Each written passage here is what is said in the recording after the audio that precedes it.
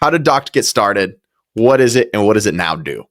I'd love to know that. And Nick, I'd love for you to kind of give us your overview first, and then Mark to have you fill in. Yeah, sure. So Doct right now is an in real life social club. So basically we've created a housing subscription that allows people to join a social club of other like-minded individuals where they can live in a house, they can become roommates, and then from there they build support systems. So what I've seen, like one of the things that I've seen from just being in Doct and working through all this stuff is that mental health is a real crisis, right? Mental health leads to people not being able to live anywhere. It leads to homelessness, all this stuff. And a lot of that, I feel like, in my personal opinion, is because of isolation.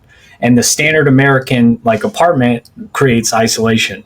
Even though we're trying to create spaces that allow you to have your own space, you still have a network of other people in the house that if you should need a support system and a friend to talk to, they're there. Whereas in the apartment, you can't go knock on your neighbor's door and be like, hey man, can I just talk to you for a minute because I'm going through a hard time.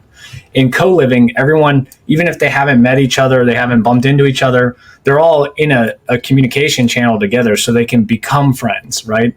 And from Doct, I've seen people start businesses together. We've seen relationships start from Doct. We've seen everything that you could imagine that is beautiful from people coming together start because of Doct. And it's because they're looking for an affordable place to live, but they're also looking for community. And when you pair those two things together, you create this nice, symbiotic relationship where a support system can be built for people. Isn't home just I was thinking about this, of all the things you could sell someone, anything like a product or a service, what's more intimate than home? I'm selling you home. So I love, your guys' approach is maybe of everyone I've interviewed on this podcast. I mean, I think of myself and our team, what we do with co-living, very community minded, much more, you guys, this is next level. You guys are really, really, really thinking about it in a really, really powerful way. And I like that's very inspiring. I'd love to hear, Mark, I'd love to hear your thoughts on that too. And anything else you guys want to share around Doct and what it does now. And I'd also love to hear, I know there's kind of an origin story here too.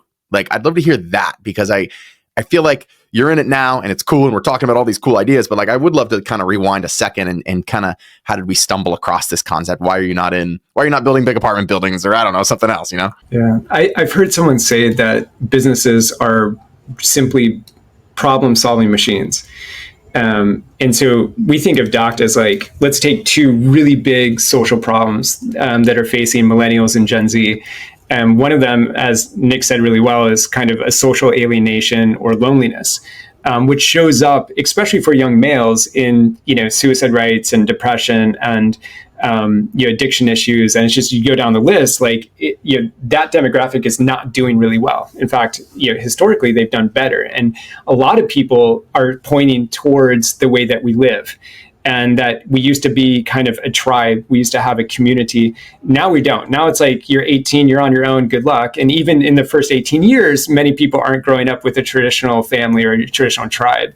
And so our goal was, hey, we've got affordable housing problem and we've got a huge social problem. Can we create an innovative solution that kills two birds with one stone? And that is Doct. I mean, that is exactly what we do, is we try to help you find your own tribe. And one of the benefits of doing that is that by sharing resources, we can also make sure that your budget works out. Because as you know, anybody that studied finance or seen a compound interest chart knows that when you're young, you have to go save money and invest, right? If you want to make wealth in the long run, it makes sense to get started early. And co-living is one of those mechanisms that makes that very easy and accessible to a generation that really needs it.